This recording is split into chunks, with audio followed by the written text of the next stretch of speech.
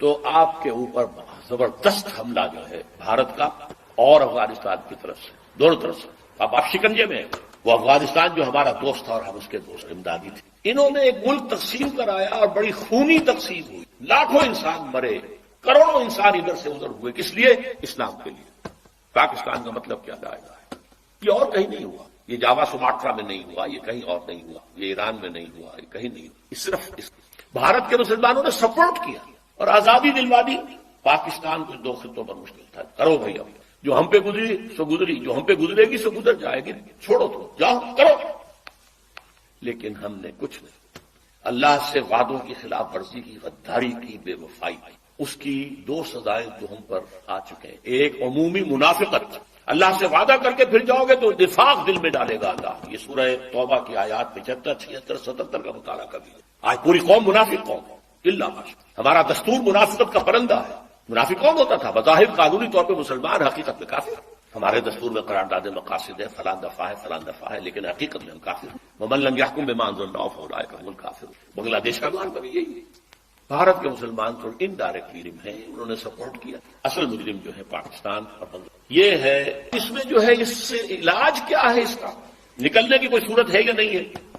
ایک ہی علاج ہے، ایک ہی علاج ہے، ایک ہی علاج ہے۔ دنیا کے کسی ایک سائزیبل ملک کے اندر اگر اسلام کا نظام پورا قائم کر کے دنیا کو دکھا دیا جائے اور چیلنج کیا جائے، come and see with your own eyes this is Islam, تب وہ شہادت علی الناس کی ذمہ داری بطور فرض کفایہ ادا ہو جائے گی۔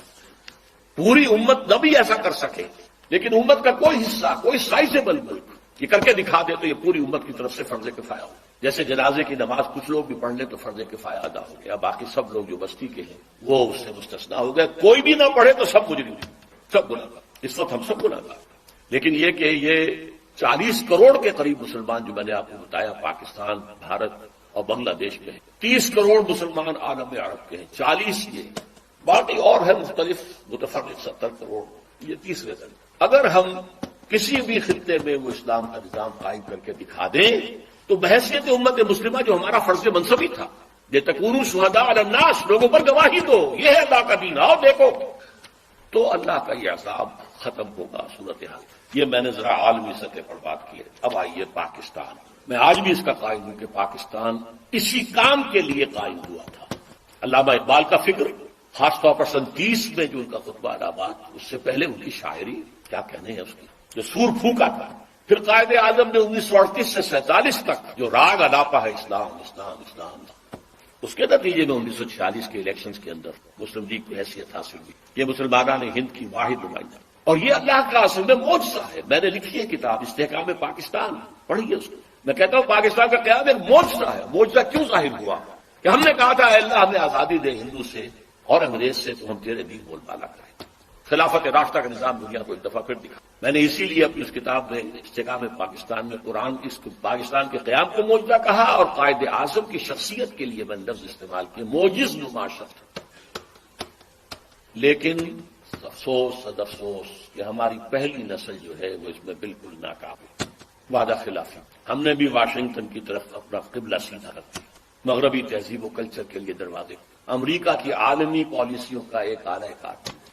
یہ کل پاکستان کی تاریخ ہے، یہ کوئی آج کی بات نہیں، یہ صرف مشرف کی بات نہیں، پوری پاکستان کی تاریخ ہے۔ بہرحال یہ جو سزا کا معاملہ تھا، یہ منافقت کی شکل میں جو سزا ہمیں مل گئی، اور ایک بہت بڑا وار 1971 میں پاکستان 2 لاکھ افراد مارے گئے، 93,000 ہمارا قیدی اس ہندو کے قید میں گیا کہ ہم نے کئی 1000 برس، کئی 800 حکومت کی، پاکستان مشرقی پاکستان نہیں رہا بنگلہ۔ لیکن آج سے کوئی 20 سال پہلے جب پاکستان کی عمر 40 برس ہوا چاہتی قمری حساب سے، میرے دل میں امید کا ایک چراغ روشن، پاکستان کے مستقبل کے بارے میں رجائیت، امید، اور وہ خاص اس حوالے سے تھا کہ ایک فرد کی بھی اصل میچورٹی کی عمر قرآن مجید کی عمر سے 40 برس ہے۔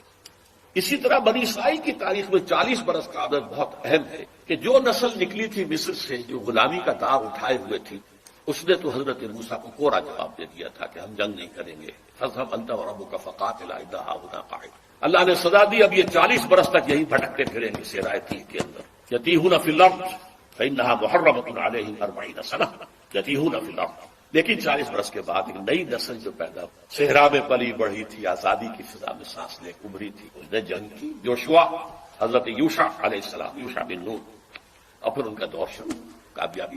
تو شاید 40 برس تک پاکستان بھی صحرائے تیہ کے اندر بھٹکتا رہا ہے، شاید اللہ کرے، امید تھی۔ اس امید کا مظہر ہے میری کتاب استحقاق پاکستان، کتنوں نے پڑھی ہوگی؟ میرا خون جگر ہے اس کے اندر، امید تھی کہ ہوگا، انقلاب یہاں آئے، اللہ کرے گا۔ لیکن چند ہی سال میں اس امید کے تاروں پور بکھر کے رہ گئے، وائے ناکامی متائے کارواں جاتا رہا، کارواں کے دل سے احساس سے آ جا۔ 92 میں یہ جو کتاب آئی تھی استحقاق پاکستان، یہ 85-86 میں آئی، لکھی گئی 85 میں، چھپی 86۔ 92 میں میری کتاب آئی ہے جس کا میں نے پہلے بھی ذکر کیا، تو پڑھیے خدا کے سابقہ اور موجودہ مسلمان امتوں کا ماضی حال مستقبل، اس میں میں نے پاکستان کے لیے لکھا یا سنگیز کیفیت، 3 میں سے کوئی ایک انجام اس کا ہوگا۔ ایک تو یہ ہے جس کے کوئی آثار نہیں، کہیں نظر نہیں گئے، کوئی امید کی کہ اس امت مسلمہ پاکستانیہ کو قوم یونس کی طرح توبہ کرنے کی توفیق اور عذاب ٹل جائے، اللہ کی قدرت سے بعید نہیں، لیکن کوئی امید کے آثار نظر، بہرحال ایک ممکنہ بات ہے۔ دوسرا یہ کہ کوئی بڑا جھٹکا لگے 1971 والا، اس کو ہم نے مغربی پاکستان میں محسوس نہیں کیا تھا، یہاں محسوس کر کے لوگ جاتے ہیں، یہ بھی بڑی کامیابی ہے۔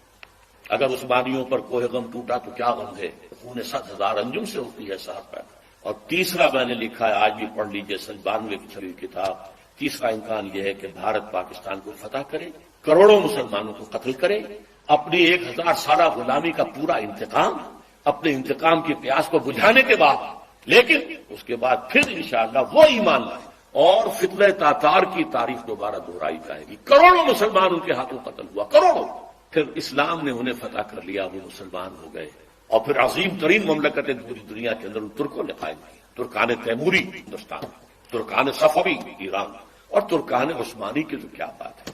اناطولیہ سے شروع ہو کر ترکی جو ہے اس کا بھی ایشیائی حصہ صرف ان کے پاس تھا، پھر جو ان کا فتوحات ہوئی، یورپ کا تقریباً آدھا مشرقی یورپ ان کے تحت ہے۔ آیا فتنہ تاتار کے افسانے سے پاسباں مل گئے کعبے کو سلام، وہی جو قاتل تھے، سفاک تھے، پورے شہر کے لوگوں کی آبادی کو قتل کر کے اور ان کی گردنیں علیحدہ کر کے، ان گردنوں کو، سروں کو، سریوں کو جمع کر کے ایک پہاڑی کی شکل دے کر اس کے اوپر تخت جما کر ایک تاتاری وحشی سردار شراب ہے۔ چشمے فلک نے یہ منظر بھی دیکھے ہیں۔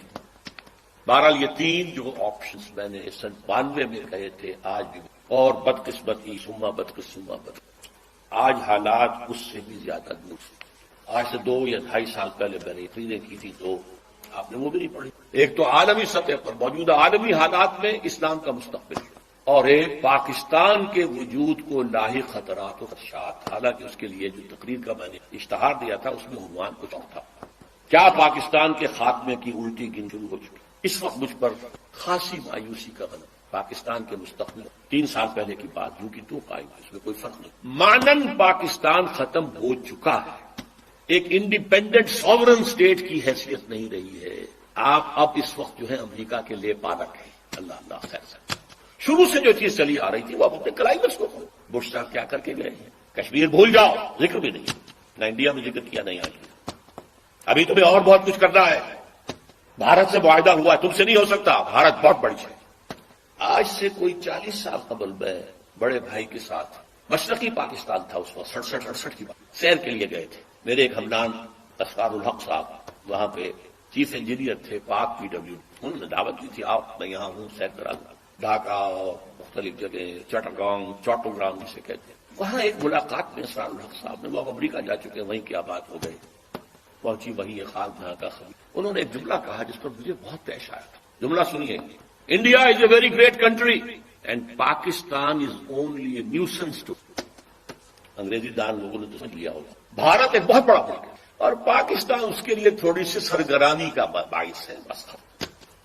آج یہ جملہ 100% آپ کے نگاہوں میں، اگر آنکھیں بند کیے رکھیں تو اور بات ہے، اگر حالات کے رخ کو نہ پہچاننا چاہیں، لگے رہے اپنے دھندوں میں، کاروبار میں، اللہ خیر سلام، ورنہ صورتحال یہ الٹی گنتی شروع ہو چکی۔ لیکن اس سب کے باوجود ابھی امید کا چراغ میرا گل نہیں، مدھم پڑ گیا ہے، ٹمٹما رہا ہے، لیکن میرا ایک جو امید کا سہارا ہے وہ 400 برس کی تاریخ ہے بھارت کی، ہندوستان کی، جس کے کوئی منطقی تقاضے نظر آتے ہیں، اور مستقبل کی پیشین گوئیاں ہیں محمد رسول اللہ صلی اللہ علیہ وسلم۔ تو یا ماضی میں روشنی نظر آتی ہے یا مستقبل، حال میں نہیں کچھ۔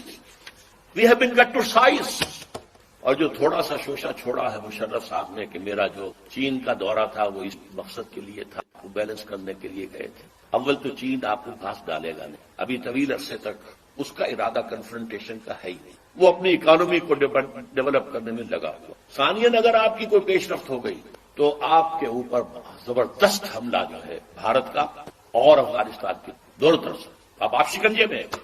وہ افغانستان جو ہمارا دوست تھا اور ہم اس کے دوست، امدادی تھے۔ کرزئی کے بیانات سنیے، یہ کون ہز ماسٹرز وائس ہے، وہ یہ اس کی بات نہیں ہے، یہ بش کی بات ہے۔ بش نے کچھ باتیں یہاں آ کے کرنی تھی، کچھ باتیں پہلے ہی پہنچا دی تھی تھرو کرزئی۔ آج سے 2-3 مہینے پہلے ایک انٹرویو چھپا تھا اکرم ذکی صاحب کا، جو ڈپلومیٹ بھی رہے ہیں اور بیوروکریٹ بھی رہے ہیں۔ یہ قومی ڈائجسٹ میں ان کا انٹرویو چھپا تھا اور انہوں نے یہ کہا تھا، لکھ کے رکھ لو، ان قریب بھارت پاکستان پر بہت بڑا حملہ۔ اگر ذرا بھی محسوس ہوا کہ چائنا اور پاکستان اور قریب آ رہے ہیں تو یہ کانٹا پھر نکال دینا پڑے گا، یہ تو پھر بہت بڑی بات بن جائے گی، یہ تو کانٹا ہوگا پھر درمیان۔ بہرحال اس کے باوجود میں آپ سے کہہ رہا ہوں ہے کہ شاید کوئی معجزہ اللہ تعالیٰ کے پاکستان کا قیام بھی معجزہ تھا اور پھر تاتاریوں کا معجزہ کچھ تھا، اب بھی معجزہ ہو سکتا ہے، تاتاریوں کی تاریخ جو ہے دہرائی جا سکتی ہے۔ اور پھر لیکن اسی خطے سے اسلام کا احیاء ہوگا، چاہے ہمارے کروڑوں مر جائیں اور اس کے بعد ہندو مسلمان ہوں۔ اور یہ پیشن گوئی شاہ ولی اللہ دہلوی کی ہے کہ ایک وقت آئے گا کہ ہندوستان کی اونچی ذات کے لوگوں کی اکثریت اسلام قبول کرے۔ دیکھیے ہمارے ذہن میں خیال بھی آتا ہے تو نچلی ذات کا، شیڈیولڈ کاسٹ کا، شودروں کا، نہیں، اونچی ذات کے ہندوؤں کی اکثریت جو ہے اسلام قبول کرے۔ اب آئیے آخری کلائمیکس، یہ تو حالات ہیں، تاریخ کا رخ ہے، جا رہا ہے، پاکستان کدھر جا رہا ہے میں روک نہیں تھا، آپ روک نہیں، ہماری جو بھی غلطیاں ہیں، کوتاہیاں ہیں، وعدہ خلافیاں کی کیا سزا ہمیں دی ہے، ہم اس کے مستحق ہیں، ہم کو شکوہ نہیں کر سکتے۔ ذوالقرنین اصل میں ایران کے بادشاہ تھے اور ایران اس وقت 2 ملکوں میں اوپر میں منقسم تھا۔ اب بھی اگر ابھی کبھی نقشہ دیکھیں گے تو ایک علاقہ جو ہے ایران کا وہ تو ہے جو خراسان کا حصہ ہے، جو اصل ایران ہے اس کو بھی جو سمجھیے 2 حصوں میں، ایک پارس پرانا کہلاتا تھا جس سے فارس کا لفظ بنا ہے، اور دوسرا مادہ تھا، میڈیا یا مادہ۔ تو یہ ایک شخص ایسے ابھرے کہ جنہوں نے ان دونوں کو ملا کر ایک حکومت بنایا، اور وہاں سے سلطنت ایران کا جو یوں سمجھیے کہ جو ان کا ایک سنہرا دور ہے اور ان کی عظمت و سطوت جس کی کہ وہ بہت زیادہ جس پر فخر کرتے ہیں، اس لیے کہ ایرانی قوم بڑی نیشنلسٹ ہے، نسل پرست ہے، ان کے اندر اپنی تاریخ پر، اپنی روایات پر جو ہے وہ بہت ان کو فخر ہے۔ تو وہاں سے وہ دور شروع ہوا اور انہوں نے پھر اس علامت میں کہ میں نے 2 ملکوں کو جوڑ کر ایک بنایا ہے، اپنے تاج کے اندر 2 سینگ لگا لیے تھے، اور وہ جو ہے ذوالقرنین یہ لقب ان کا ہو گیا تھا۔ اس کے حوالے سے سوال کیا گیا اور اس کے بارے میں تفصیل جو اگلے رکوع میں آئے گی۔ وَيَسْأَلُونَكَ عَنْ ذِي الْقَرْنَيْنِ قُلْ سَأَتْلُو عَلَيْكُمْ مِنْهُ ذِكْرًا صدق اللہ العظیم۔ ذوالقرنین کے بارے میں آپ کو بتا چکا ہوں کہ ان کا نام تاریخ میں جو مشہور ہے وہ خسرو یا سائرس، اور انہی سے اصل میں ایران کی عظمت کے دور کا آغاز ہوا تھا۔ چنانچہ تقریباً میں سمجھتا ہوں کہ شاید 25-30 سال پہلے کی بات ہے، جب شہنشاہ ایران اس وقت جبکہ ان کی بادشاہت جو ہے وہ بڑے عروج پر تھی، انہوں نے 2500 سالہ برسی منائی تھی انہی خسرو کی، سائرس کی۔ ان کی قبر جو ہے مقبرہ وہ دریافت ہو گیا تھا، اور وہاں پر ان کا ایک مجسمہ بھی دریافت ہوا تھا کھدائی پر، اس مجسمے میں وہ 2 لگے ہوئے تھے سینگ بھی۔ اس موضوع پر سب سے پہلے مولانا ابوالکلام آزاد مرحوم نے جو اپنی ترجمان القرآن کے نام سے انہوں نے مختصر ترجمہ اور تفسیر لکھی ہے، اس میں بڑے تفصیلی نوٹس لکھے ہیں۔ سب سے پہلے اہل علم کے حلقے میں ان کے بارے میں جو معلومات ہیں وہ ان کے ذریعے سے آئی، اب یہ تقریباً یونیورسلی ایکسیپٹڈ ہے۔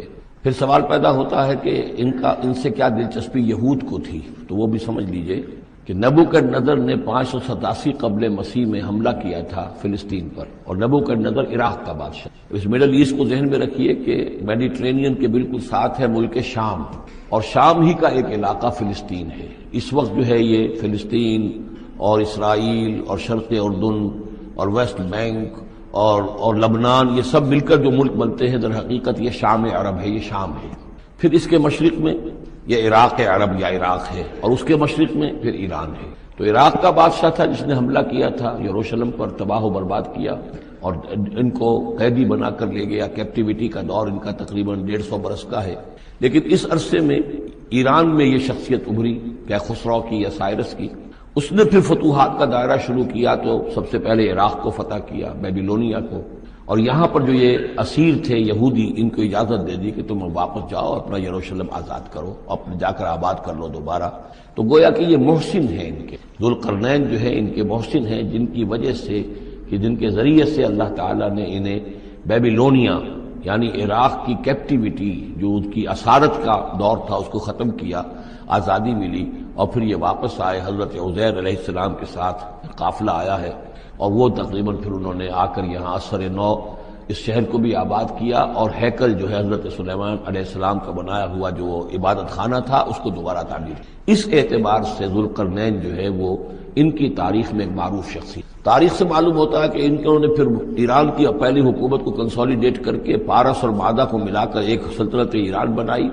پھر ان کی فتوحات کے 3 دائرے ہیں، مغرب کی طرف میڈیٹرینین تک پورا علاقہ فتح کر لیا، مشرق میں پھر یہ ہمارا جو مکران تک کا علاقہ ہے، یہ سارا کا سارا علاقہ ایران کے ساتھ ہی ملتا ہوا ہے، بلوچستان، مکران، یہ پورا علاقہ انہیں فتح کیا۔ ایک مہم ان کی شمال کی طرف گئی، بحیرہ کیسپین جو ہے اور ادھر سے جو وہ بلیک سی ہے، بحیرہ اسود، ان دونوں کے درمیان جو پہاڑی سلسلے ہیں، یہ شمال کی طرف جو ہے تیسری مہم گئی۔ جیسے کہ حضرت عمر رضی اللہ تعالیٰ عنہ کے عہد میں بھی 3 لشکر نکلے تھے مسلمانوں کے جزیرہ نما عرب سے، ایک لشکر شام سے ہوتا ہوا پھر مصر کی طرف گیا ہے، ایک لشکر عراق سے ہوتا ہوا ایران کی طرف گیا ہے، اور ایک لشکر سیدھا شمال کی طرف گیا ہے اور کوہ کاف تک جو ہے جس کو کوکیشیا کہتے ہیں وہاں تک کی فتوحات حاصل کی مسلمانوں نے۔ تو تقریباً یہی سمجھیے کہ ایک بلو پرنٹ تھا جو کہ یعنی ہمارے اس دور خلافت راشدہ سے جو سمجھیے کہ لگ بھگ کوئی 2000 سال قبل جو ہے یہ واقعہ پیش آیا ہے، یا بلکہ اس سے کم، کوئی 1500 سال قبل یہ واقعہ پیش آیا ہے، اور یہ ذوالقرنین جو ہے یہ یہاں پر ایک بڑی عظیم سلطنت کے بانی بنے، لیکن نیک آدمی تھے۔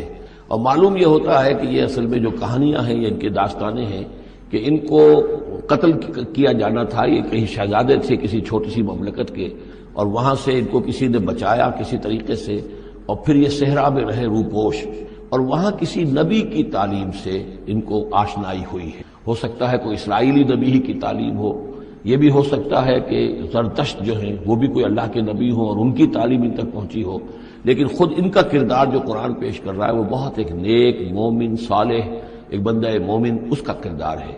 یہ کردار جو ہے کسی بھی درجے میں 1% بھی جو ہے وہ کسی اور دوسرے فاتح پر یا کسی اور حکمران کے اوپر جنہیں بھی ہم جانتے ہیں تاریخی اعتبار سے ان پر منطبق نہیں ہوتی، یہ انہی کی شخصیت ہے۔ وَيَسْأَلُونَكَ عَنِ ذِي الْقَرْنَيْنِ، اور اے نبی آپ سے پوچھ رہے ہیں ذوالقرنین کے بارے میں، قُلْ سَأَتْلُو عَلَيْكُم مِّنْهُ ذِكْرًا، ان سے کہیے میں عنقریب تمہیں اس کے بارے میں کچھ حالات بتاتا ہوں۔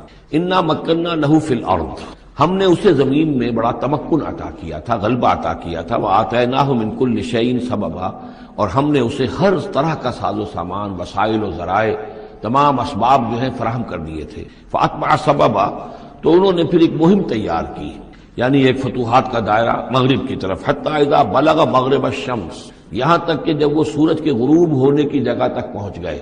اب یہ پرانے زمانے میں ظاہر بات ہے کہ پورا اس سے زیادہ نقشہ تو لوگوں کو معلوم بھی نہیں تھا، جب میڈیٹرینین کے ساحل پر پہنچ گئے تو معلوم ہوا آگے تو سمندر ہے، اور سمندر میں پھر آدمی کو محسوس ہوتا ہے سورج ڈوبتا ہوا۔ اگر آپ ساحل سمندر پر کھڑے ہو کر دیکھیں تو معلوم ہوتا ہے سمندر میں سورج ڈوب رہا ہے، تو یہ گویا کہ مغرب الشمس بن گیا ان کے لیے، وہ یہ سورج کے ڈوبنے کی جگہ۔ حتیٰ اذا بلغ مغرب الشمس، جب وہ پہنچ گئے سورج کے غروب ہونے کی جگہ، وجدها تغرب في عين حمئة، تو انہوں نے دیکھا اسے ڈوبتے ہوئے، وہ ڈوب رہا ہے ایک بڑے گدلے سے سمندر کے اندر۔ وہ جو وہاں کا سمندر ہے بڑا گدلا سا ہے، یہ ایجین سی وغیرہ جو کہلاتے ہیں یہ بہت گدلے سے پانی کے ہیں۔ وَوَجَدَ عِندَهَا قَوْمًا، اور وہاں انہوں نے ایک قوم کو پایا مراد یہ کہ اس قوم پر انہیں فتح ہوئی، جنگ ہوئی، انہوں نے ان کو شکست دی، اور وہ قوم گویا کہ اب ان کے رحم و کرم پر ان کی گویا کہ وہ محکوم ہو گئی۔ قُلْنَا يَا ذُو الْقَرْنَيْنِ، ہم نے کہا ذوالقرنین سے، اب یا تو یہ کہ یہ شاید نبی ہوں واللہ عالم، تو اللہ تعالیٰ کا اس طریقے سے براہ راست ان کو وحی کرنا، لیکن غیر نبی کو بھی اللہ تعالیٰ الہام کے ذریعے سے، جیسا کہ ہم نے دیکھا کہ وہ تو شہد کی مکھی کو بھی لفظ وحی آیا ہے، تو یہاں آیا ہم نے کہا اے قرنین، اور یہ بھی ہو سکتا ہے یہ صورتحال کی تعبیر ہو کہ گویا کہ وہ حالات زبان حال سے یہ کہہ رہے تھے۔ قُلْنَا يَا ذُو الْقَرْنَيْنِ إِمَّا أَن تُعَذِّبَ وَإِمَّا أَن تَتَّخِذَ فِيهِمْ حُسْنًا، کہ یا اے ذوالقرنین تمہیں اب پورا اختیار ہے، چاہو تو یہ جو مفتوح قوم ہے تمہاری اسے تم سزا دو، عذاب دو، ستاؤ انہیں، یا یہ کہ تم ان کے اندر اچھی روش اختیار کرو، ان کے ساتھ حسن سلوک کرو۔ قال، انہوں نے کہا اما من ظلم، جو کوئی ظالم ہے، بے انصاف ہے، ہو سکتا ہے اس سے مراد کفر اور شرک بھی ہو. فسوف نعذبہ ثم یرد الی ربہ فیعذبہ عذابا نکرا، تو اسے تو ہم عذاب دیں گے، سزا دیں گے، اور پھر وہ لوٹایا جائے گا اپنے رب کی طرف، پھر اس کا رب اس کو عذاب دے گا جو اصل عذاب ہے، برا عذاب، سخت عذاب. واما من آمن وعمل صالحا، اور جو لوگ ایمان لائیں گے اور یقین کریں گے حقائق پر، اللہ کو مانیں گے، وعمل صالحا اور نیک عمل کریں گے، فلہ جزاء الحسنی، تو اس کو ہم اچھا بدلہ بھی دیں گے، وسنقول لہ من امرنا یسرا، اور اس سے ہم اپنے معاملے میں بھی نرم بات کریں گے.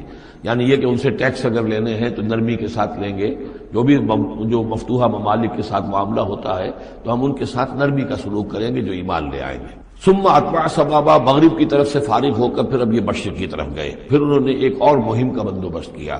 حتی اذا بلغ مطلع الشمس، یہاں تک کہ جب وہ سورج کے طلوع ہونے کی جگہ تک پہنچ گئے. اب یہ جہاں تک تاریخی طور پر ثابت ہے وہ صرف مکران کے علاقے تک اتنی دور تک آئے ہیں، واللہ عالم. ہو سکتا ہے کہ مکران کے ساحل پر کھڑے ہو کر بھی انہیں محسوس ہوا ہو کہ بس اب یہ سورج جو ہے غروب ہو رہا ہے یا طلوع ہو رہا ہے وہاں سے. مطلع الشمس، تو وہاں جب پہنچے وجدہا تطلع علی قوم لم نجعل لہم من دونہا سترا، تو انہوں نے پایا اس کو کہ وہ طلوع ہوتا ہے ایک ایسی قوم پر کہ جس کے لیے ہم نے آفتاب سے کوئی اوٹ نہیں رکھی ہے. یعنی یہاں کے جو قبائل تھے، گیڈروسیا وغیرہ یہ کہلاتا تھا اس زمانے کے اندر، یہ وحشی قبائل تھے، ان کو ابھی چھت بنانے کا فن نہیں آیا تھا. یعنی گھر جو ہوتے تھے وہ صرف دیواریں کھڑی ہوتی تھیں کہ جو خالی پلاٹ ہے زمین کا اس میں یہ دیوار کھڑی ہے، یہ میرا گھر ہے، تمہارا گھر ہے، لیکن گھر میں چھت وغیرہ کا بھی کوئی تصور ان کے ہاں نہیں تھا. ظاہر بات ہے کہ چھت ڈالنا جو ہے یہ تو ایک تمدن کے ارتقاء کے دور کی علامت ہے. تو وہ بغیر کسی سورج کے سائے کے وہ اپنی زندگی گزارتے تھے. کذالک، ایسا ہی ہوا وہاں بھی، یعنی جو پہلے ہوا تھا کہ یہاں بھی معاملہ وہی ہوا کہ اللہ تعالیٰ نے اختیار مطلق انہیں دیا، فتح دی، لیکن انہوں نے یہاں بھی یہی کہا کہ جو نیک لوگ ہوں گے ان کے ساتھ ہم نرمی کریں گے اور جو شریر ہوں گے ان کو سخت سزا دیں گے. وقد احطنا بما لدیہ خبرا، اور ہمیں پوری طرح معلوم ہے کہ جو وہاں اس کی خبر ہوئی اور جو بھی حالات وہاں گزرے، جو ماجرا وہاں ہوا.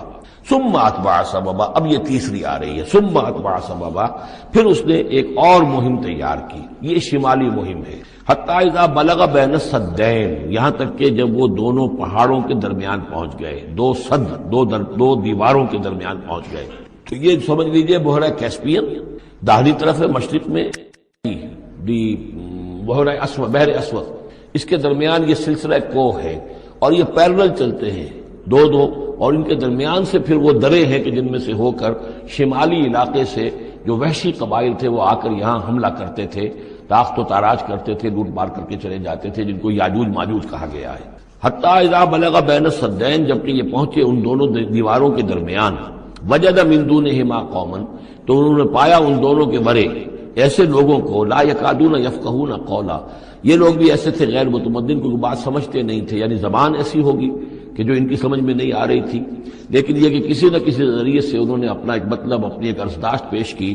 قالوا یا ذی القرنین، انہوں نے کہا کہ اے ذی القرنین، ان یاجوج و ماجوج مفسدون فی الارض، یاجوج اور ماجوج جو قومیں ہیں یہ زمین میں بہت فساد مچانے والی ہیں. فہل نجعل لک خرجا، تو کیا ہم آپ کے لیے ایک سالانہ خراج مقرر کر دیں، الا ان تجعل بیننا و بینہم سدا، اس کے عوض کہ آپ ہمارے اور ان کے درمیان ایک سد تعمیر کر دیں، ایک دیوار حائل کر دیں کہ وہ ہم پر حملہ آور نہ ہو سکے، یعنی درے کو بند کر دیا جائے. یوں سمجھیے جس اصول پر کہ آج کل ڈیم بنتے ہیں. ڈیم کیا ہے کہ ایک پہاڑی سلسلہ یوں آ رہا ہے، ایک پہاڑی سلسلہ یوں آ رہا ہے، دریا درمیان میں سے گزر رہا ہے، آپ نے اس گزرگاہ پر ایک دیوار کھڑی کر دی تو یہ گویا کہ ایک آرٹیفیشل لیک کریٹ ہو گئی، پانی یہاں جمع ہو رہا ہے. تو اگر پہاڑی سلسلے دو چل رہے ہوں، ان کے درمیان جو راستہ ہے اس کو اگر بند کر دیا جائے، ایک دیوار کھڑی کر دی جائے اور اس دیوار کے مضبوط دیوار ہو، تو ظاہر بات ہے کہ پھر ادھر سے کوئی آ کر حملہ آور نہیں ہو سکتا، ان کے لیے ایک حفاظت کا سامان ہو جاتا ہے. یہاں یہ سمجھ لیجئے کہ یاجوج ماجوج سے کیا مراد ہے. حضرت یافس علیہ السلام، جو تین بیٹے تھے حضرت نوح علیہ السلام کے، سام، حام، یافس. سامی نسل کے بارے میں تو ہم نے بہت کچھ سمجھ لیا کہ حضرت ابراہیم بھی سامی نسل سے تھے، پھر قوم عاد بھی سام ہی کی نسل کی ایک شاخ تھی، قوم سمود بھی اسی کی شاخ تھی. یہ تمام جو ہے یہ تو سیمیٹک ریسز ہیں. حضرت یافس کی اولاد نے یہ سینٹرل ایشین ماؤنٹینز کا جو سلسلہ ہے اس کو کراس کیا اور شمال میں چلے گئے، اور شمال میں جا کر دائیں بائیں پھیل گئے. پھر یہ میدان ہے، ٹنڈرے کے میدان اور فلانے میدان اور بڑے بڑے کھلے میدان ہیں. تو گویا کہ ایشیا کو درمیان میں جو سلسلہ کو ہے تقسیم کر دیتا ہے، ایک شمالی حصہ ہے، ایک اس کا اس کے جنوبی حصہ ہے. یہ شمالی میں چلے گئے اور جا کر پھر پھیلے. پھیلنے میں وہ مشرق کی طرف آئے تو چین اور ہند چینی تک یہ ساری قومیں جو ہے یہ یلو ریسز یہ انہی کی نسل سے ہیں، اور مغرب میں چلے تو روس، اور روس سے ہو کر روس کے ساتھ ملتا ہوا علاقہ اسکینڈینیوین کنٹریز کے ساتھ، پھر وہاں سے وہ اتر کر اور یورپ کے بھی جو یہ مغربی ممالک ہیں اینگلو سیکسنز جو ہیں یہ بھی در حقیقت اسی سے اسکینڈینیوین کنٹریز سے اترے ہوئے لوگ ہیں۔ تو یوں سمجھ لیجئے کہ ویسٹرن یورپ اور ایسٹرن یورپ کا بھی خاص طور پر شمالی علاقہ، اور پورا یہ روس کا علاقہ، اور پورا صحرائے گوبی، اور پورا چین، اور وہاں تک جو ہے ہند چینی تک، یہ یافس کی نسل ہے۔ یافس کے جن بیٹوں کے نام تورات میں آئے ہیں، کئی نام ہیں، وہ کوئی ایک دو نہیں، ان میں گوگ اینڈ میگوگ بھی ہے، توبال بھی ہے، موسک بھی ہے۔ موسک ایک شخص کا نام ہے، اور موسکو ہو سکتا ہے کہ اسی نے آباد کیا ہو اور وہیں سے وہ نام بنا ہو۔ توبال اور بالٹک سی جو ہے اس ایریا کے اندر جو ہے بالٹک سٹیٹس، توبال ان کے ایک بیٹے کا نام تھا، یہ تورات کے اندر نام دیے گئے ہیں۔ گوگ اینڈ میگوگ، جاجوج ماجوج، یہ بھی انہی کے بیٹوں کے۔ یہ تمام اقوام جو ہے یہ وحشی ہیں، اور یہ تاخت و تاراج کرنا، لوٹ مار کرنا، یہ ان کا طریقہ ہے، اور ان کا ہے ذکر جو یہاں پر ہو رہا ہے۔ یہ جو سیلاب آیا تھا، کولونیل سیلاب جو ہم پر آیا تھا، جس میں کہ یہ اینگلو سیکسنز تھے، یہ سب کے سب جو ہیں یہ اسی نارڈک ریسز سے ہیں، یہ بھی یاجوج اور ماجوج کی نسل ہیں۔ ایک سیلاب ان کا آ چکا ہے جو آیا تھا یورپ سے نکل کر، یہ کولونیل سیلاب آیا اور پوری دنیا کے اوپر چھا گیا تھا، ایشیا اور افریقہ کو انہوں نے فتح کیا، کولونائز کیا۔ اب اگرچہ ان کی وہ بساط ایک دفعہ تو لپیٹ دی گئی ہے، وہ واپس چلے گئے ہیں، انڈائریکٹلی ہم پر حکومت کر رہے ہیں۔ ابھی ان کے جو ملٹی نیشنلز ہیں ان کے ذریعے سے، یا بینکوں کے ذریعے سے، IMF کے ذریعے سے، ورلڈ بینک کے ذریعے سے انڈائریکٹ حکومت ہے جو نیو ورلڈ آرڈر ہے۔ لیکن یہ ہے کہ ابھی ایک اور جو سیلاب ان کا آنے والا ہے وہ آتا ہے احوال قیامت کے معاملات میں۔ آرمگڈون کے بعد جب حضرت مسیح علیہ السلام کا نزول ہو چکے گا اور یہودیوں کا خاتمہ ہو چکے گا، اور پھر یہ کہ تمام جو عیسائی ہیں وہ مسلمان ہو جائیں گے، عیسائیت ختم ہو جائے گی حضرت مسیح علیہ السلام کے آنے کے بعد، اور مسلمان اور عیسائی مل کر ایک ملت بن جائیں گے، سب مسلمان ہوں گے۔ اس کے بعد آخری سیلاب پھر آنا ہے جو اس کے خلاف وہ احادیث میں آتا ہے، پھر وہ یاجوج اور ماجوج کا ہوگا۔ اور میرے نزدیک یہ یاجوج اور ماجوج جو ہے وہ ایسٹرن علاقے سے آئیں گے، چائنا وغیرہ سے، ہند چینی سے۔ آرمگڈون جو ابھی ہونی ہے فوری طور پر بڑی جنگ، اس میں یہ لوگ جو ہے بیٹھے رہیں گے، یہ جنگ میں حصہ نہیں لیں گے۔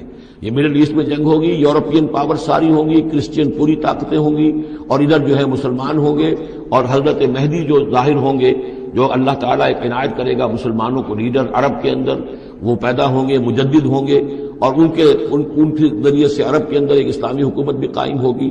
لیکن ان کے لیے مدد کے لیے خراسان کے علاقے سے فوجیں آئیں گی، مشرق سے آئیں گی، اور یہ علاقہ جو ہے وہ ہے جو ہمارے قریب ہے، اور ہم بھی اسی علاقے میں ہیں۔ اللہ تعالیٰ ہمیں توفیق دے کہ یہاں وہ ہم پہلے اس نظام میں خلافت قائم کریں، تاکہ یہاں سے پھر فوجیں جائیں اور حضرت مسیح کے ساتھ ہو کر اور حضرت مہدی کے ساتھ ہو کر عیسائیوں اور یہودیوں کے ساتھ جنگ کریں، اور بالآخر پھر یہ کہ پوری دنیا میں اسلام کا بول بالا ہوگا۔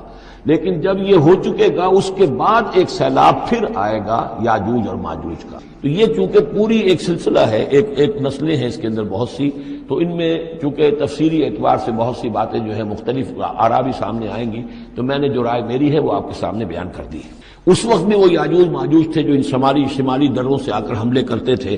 الا ان تجعل بیننا وبینہم سدا، تو کیا ہم آپ کے لیے ایک سالانہ خراج طے کر دیں تاکہ آپ ہمارے لیے یہاں ایک سد تعمیر کر دیں، ایک بند باندھ دیں یہاں پر۔ قال ما مکنی فیہ ربی خیر، اب دیکھیے ان کا کردار، ان کا مجھے جو کچھ میرے رب نے دے رکھا ہے، دولت دے رکھی ہے، مال دے رکھا ہے، وہ بہت بہتر ہے اس سے کہ جو تم مجھے پیش کر رہے ہو، مجھے خراج کی ضرورت نہیں ہے۔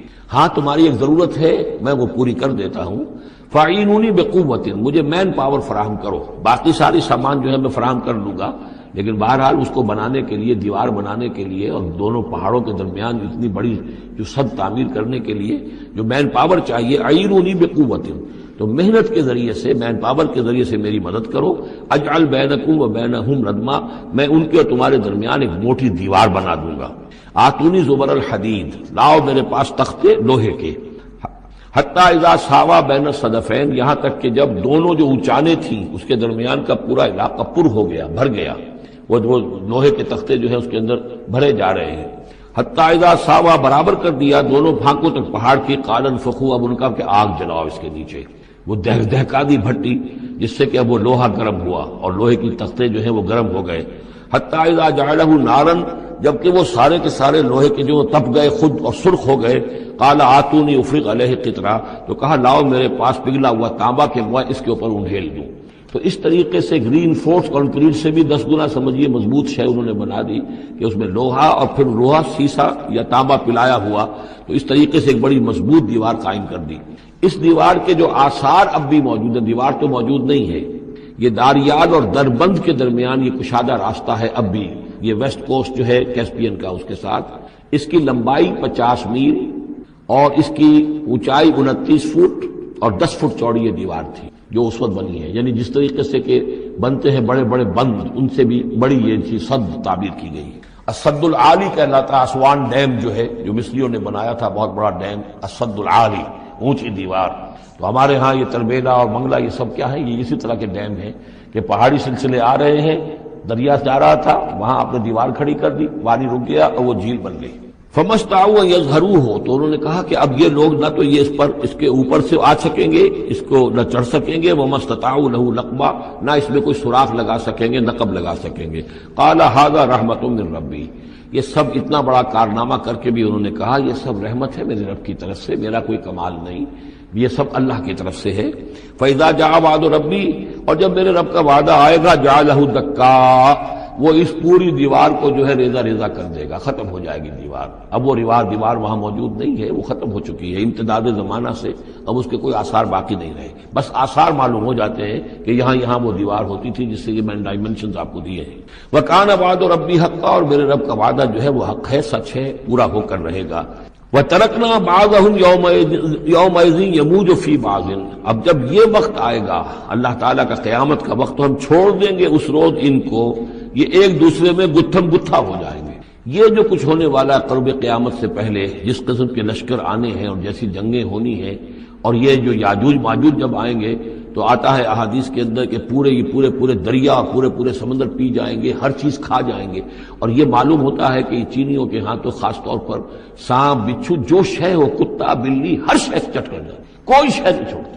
اور میں سمجھتا ہوں کہ شاید آدم خور بھی ہو یہ کہ کسی وقت میں جب ان کو ضرورت پڑے تو آدمی کو بھی کھا جائیں، جو کتے کو، بلی کو، سانپ کو، بچھو کو، ہر چیز کو کھا جائے۔ تو ان لوگوں کا معاملہ جو ہے واقعتاً یہ جب ابھی تو ذرا رکے ہوئے ہیں، کنٹینڈ ہے ایک طرح سے، لیکن ایک وقت میں ان کا بند کھلے گا، اور چونکہ پھر یہ جو ہے تمام چاروں طرف ان کے پہاڑ ہیں، ہر پہاڑ کی اونچائی پر سے من کل حدب ینسلون، نیچے اترتے ہوئے نظر آئیں گے۔ اور یہ نقشہ بعین ہی اسی طرح اخبارات میں آیا تھا جب 62 میں وار ہوئی ہے نیفا میں، جو ہندوستان کا مشرقی جو علاقہ تھا جہاں کے چین اور بھارت کی جنگ ہوئی ہے، تو اس کے الفاظ جو اخبارات میں آئے تھے، waves after waves of Chinese soldiers were coming down the slopes, لہروں کی طرح، موجوں کی طرح چلے آئے۔ ان کے تو اتنے آدمی ہیں، ان کا تو کہنا یہ ہے کہ تم سب کے سب ہلاک ہو جاؤ گے، ہمیں تم ہلاک نہیں کر سکتے، ہم تو چیونٹیوں کی طرح جو ہے بلوں کے اندر گھس جائیں گے، ایٹمک وارفیئر کے بعد تمہارا تہس نہس ہو جائے گا، ہمارا کچھ نہیں بگڑے گا، ہم پھر نکلیں گے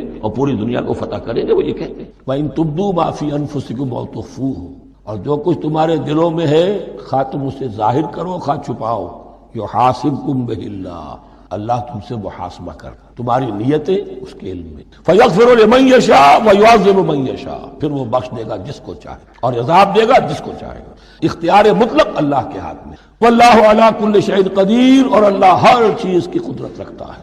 آمن الرسول بما انزل الیہ من ربہ والمؤمنون، ایمان لائے رسول صلی اللہ علیہ وسلم اس چیز پر جو نازل کی گئی ان کی جانب، ان کے رب کی طرف سے، اور ایمان لائے صاحب ایمان۔ کل آمن باللہ وملائکتہ وکتبہ ورسلہ لا نفرق بین احد من رسلہ، ہم اس کے رسولوں میں سے کسی کے مابین کوئی تفریق نہیں کرتے۔ وقالوا سمعنا واطعنا، وہ کہتے ہیں ہم نے سنا اور مانا۔ غفرانک ربنا، ہماری درخواست ہے پروردگار تیری بخشش مانگ، اے اللہ ہم تجھ سے سوالی ہیں، تجھ سے طلب کرتے ہیں، درخواست کرتے ہیں تیری مغفرت کر۔ وإلیک المصیر، اور تیری ہی جانب لوٹ جانا۔ لا یکلف اللہ نفسا الا وسعها، اللہ تعالیٰ نہیں ذمہ دار ٹھہرائے گا کسی جان کو مگر اس کی وسعت کے مطابق۔ یہ بہت بڑے فضل و کرم والی آیت ہے، جیسے میں نے کہا تھا میگنا کارٹا جو ہے انسانی حقوق کا، کہ اجیب دعوت الداع اذا دعان، جہاں بھی مجھے کوئی پکارے، جب پکارے میں اس کی پکار سنتا ہوں، قبول کر۔ ہاں فلیؤمنوا بی، فَلْيَسْتَجِيبُوا لِي، انہیں بھی چاہیے کہ میرا کہنا مان. دو طرفہ بات چلے گی، یک طرفہ نہیں. لیکن یہ جو آیت ہے یہ اس اعتبار سے بہت بڑی رحمت کی آیت ہے کہ اللہ تعالیٰ کے ہاں وہ اندھے کی لاٹھی والا معاملہ نہیں ہے کہ تمام انسانوں سے محاسبہ ایک ہی سطح پر. اللہ جانتا ہے کس کی کتنی وسعت ہے، اور وسعت کن چیزوں سے بنتی ہے. آپ کو کوئی اور جین ملے ہیں، مجھے کوئی اور جین ملے ہیں، انہیں کوئی اور جین ملے ہیں. ان جینز کی اپنی اپنی خصوصیات ہیں، خصائص ہیں، پراپرٹیز ہیں، لیمیٹیشنز ہیں. آپ کو کوئی اور ماحول ملا، اسے کوئی اور ماحول ملا، اسے کوئی اور ماحول ملا. تو hereditary factors multiplied by environmental factors, ان دونوں سے ایک شخصیت کا حیولہ بنتا ہے انسان کا. اس شاکلہ کے اندر اندر آپ کو محنت کرنی ہے. اللہ جانتا ہے کس کا شاکلہ وسیع تھا، کس کا شاکلہ تنگ تھا، کس کے جینز اعلیٰ تھے، کس کے جینز ادنا تھے، کس کے ہاں ذہانت زیادہ تھی، کس کے ہاں جسمانی قوت زیادہ تھی. جو بھی کچھ اس نے دیا ہے، جس کو وہاں ہم نے رکھا اس کو وہاں رکھا، اس نے وہاں تعلیم پائی، اس نے یہاں تعلیم پائی. جو بھی انوائرمنٹل فیکٹرز آئے ہیں، جو بھی جینیٹک فیکٹرز آئے ہیں، سب اللہ کے علم میں. ان سب کو ملحوظ رکھ کے اللہ حساب لے گا. جو شاکلہ ہم نے تمہیں دیا تھا اس میں تم نے کیا کیا. ایک شخص کے اندر فرض کیجئے استعداد ہی ہے 20 درجے کی استعداد ہے، اس نے فرض کیجئے 18 درجے کام کر دیا، کامیاب ہو گئے. کسی میں استعداد 100 درجے کی تھی، اس نے 50 درجے کیا، ناکام ہو گئی. حالانکہ کمیت کے اعتبار سے 50 درجے زیادہ ہے 18 درجے سے، لیکن یہ 18 درجے کا کام وہ کر رہا ہے جس کے اندر استطاعت تھی ہی 20 کی، اور 50 درجے والا وہ جس کو اللہ نے دے رکھی تھی 1000 کی استطاعت، اس کا وہ 50 بیکار ہو. تو اللہ تعالیٰ کا محاسبہ جو ہے انڈیویجول ہے. اس لیے فرمایا گیا کلہم آتی ہے یوم القیامت فردا، ان میں سب لوگ اس دن قیامت کے دن سب آئیں گے اکیلے اکیلے، اور ہر ایک کا حساب ہوگا. لا یکلف اللہ نفسا الا وسعها، اللہ ذمہ دار نہیں ٹھہرائے گا کسی بھی جان کو مگر اس کی وسعت کے مطابق. البتہ اس کا اب ایک ریورس ہے. ہوتا کیا ہے، ہم سمجھتے ہیں دنیا میں تو بھاگ دوڑ کر رہے ہیں اور دین اجی ہمارے اندر تو استطاعت، دین کے کام کی صلاحیت ہی نہیں. یہ دھوکہ ہے، سیلف ڈسپشن ہے. استعداد اور استطاعت کے بغیر اور صلاحیت اور ذہانت کے بغیر دنیا میں بھی آپ کما نہیں سکتے. یہ دھوکہ اپنے آپ کو نہ دیجئے. یہ ہے جو کچھ کر سکتے ہو کیجئے، کھودیے اپنی شخصیت کو، کھود کر جو نکال سکتے ہو نکال دیجئے. ہاں آپ نکال سکیں گے اتنا ہی جتنا آپ کے اندر ودیت، اور اللہ نے کس میں کیا ودیت کیا ہے وہ جانتا. اس کا حساب لینا جو ہے محاسبہ وہ اس پر ہے کہ جو اس نے تمہیں دیا ہے. لا یکلف اللہ نفسا الا وسعها لها ما کسبت وعلیہا ما اکتسبت. اسی جان کے لیے ہے جو اس نے کمایا، اور اس کے اوپر وبال بنے گا جو اس نے برائی کمائی. اب وہ آخری دعا آ گئی، جامع ترین اور عظیم ترین دعا ہے قرآن مجید. ربنا لا تؤاخذنا ان نسینا او اخطانا. اہل ایمان کے راستے پر، عمل صالح کے راستے پر مقدور بھر، امکان بھر اپنی شخصیت کے کونوں کھدروں میں سے بھی نکال کر، اپنی ریزیڈول انرجیز کو بھی نکال کر اللہ کی راہ میں لگا لیں. لیکن اس کے بعد بھی کوئی غرہ نہ ہو، کوئی غرور نہ ہو، کوئی اپنی محنت پر، اپنی نیکی پر، اپنی کمائی پر، اپنے کارناموں پر کہیں انسان دھوکہ نہ کھائے. کیفیت کیا رہنی چاہیے وہ یہ ہے تواضع عجز ان کے ساتھ. ربنا لا تؤاخذنا ان نسینا او اخطانا. اے رب ہم سے مواخذہ نہ کیجو اگر ہم بھول جائیں یا ہم سے خطا ہو. خطا یہ ہے کہ آپ نے اپنی امکانی حد تک تو نشانہ ٹھیک لگایا تھا، نشانہ خطا ہو گیا، ٹھیک ہے کوئی بات نہیں، آپ کی نیت صحیح تھی. ایک اجتہاد کرنے والا اجتہاد کر رہا ہے، امکانی حد تک اس نے کوشش کی ہے کہ صحیح رائے تک پہنچے، لیکن خطا ہو گئی، اللہ معاف کرے گا. تو بھول چوک پر، یہ بھول چوک خطا جو ہے، چوک صحیح ہے بالکل لفظ اس کے لیے، چوک جانا، نشانہ چوک گیا. تو اے پروردگار جو بھی ہم سے سرزد ہو جائے، غلطی ہو جائے، بھول کی وجہ سے یا خطا کی، اس پر معاوضہ نہ کیا. ربنا ولا تحمل علينا اسرا كما حملته على الذين من قبلنا. اے اللہ تو نے بڑے بڑے بھاری بوجھ ہم سے پہلے لوگوں پر ڈالے. ربنا ولا تحملنا ما لا طاقة لنا به. اور اے رب ہم پر وہ بوجھ نہ ہم پر عائد کی جو ہم پر ڈالیو جس کی کہ ہمارے اندر طاقت نہ. واعف عنا، ہم سے درگزر فرما، ہمیں معاف کرتا رہے. واغفر لنا، ہماری خطاؤں کی پردہ پوشی. ورحمنا، اور ہم پر رحم فرما. انت مولا، تو ہمارا مولا ہے، والی ہے، ہمارا پشت پناہ ہے، مددگار ہے. فانصرنا علی القوم الکافرین، بس ہماری مدد فرما کافروں کے مقابلے میں. اب وہ مرحلہ آ رہا، اس کے لیے تیار ہو جاؤ. یہ سارا حصہ جو ہے در حقیقت یہ تمہید ہے غزوہ. دنیا کی زندگی میں جب انسان گم ہو جاتا ہے تو در حقیقت یہی سب سے بڑی گمراہی ہے اور یہی سب سے بڑا کفر ہے. اور یہی سب سے بڑا دجل ہے کہ دنیا نے آپ کو آخرت سے غافل کر دیا، دنیا نے آپ کو اللہ سے غافل کر دیا. یہ دجل ہے اصل، دجالیت یہ ہے اصل. باقی ایک شخص دجال وہ ایک الگ جگہ ہے اپنی جگہ پر جس کا فتنہ آنا ہے. افحسب الذین کفروا ان یتخذوا عبادی من دونی اولیاء، کیا کافروں نے یہ سمجھا ہے کہ وہ میرے بندوں ہی کو میرے مقابلے میں اپنے حمایتی بنا لیں گے؟ عیسیٰ میرا بندہ ہے، کیا وہ میرے مقابلے میں آ کر تمہاری حمایت کرے گا؟ عبد القادر جیلانی میرے بندے ہیں، کیا وہ میرے مقابلے میں آ کر تمہاری مدد کریں گے؟ کیا تم نے سمجھا میرے بندوں کو وہ میرے مقابلے میں من دونی اپنا حمایتی بنا لیں گے؟ انا اعتدنا جہنم للکافرین نزلا، ہم نے ایسے کافروں کے لیے جہنم کو بنا رکھا ہے ابتدائی مہمان نوازی کے لیے. ان کی مہمان نوازی ہوگی جہنم میں. قل هل ننبئکم بالاخسرین اعمالا، کہیے ان سے کیا ہم تمہیں بتائیں اپنے عمل، اپنی محنت، اپنی جد و جہد، بھاگ دوڑ، اپنی سعی جو ہے اس کے اعتبار سے سب سے زیادہ گھاٹے میں کون ہے؟ محنت تو ہر ایک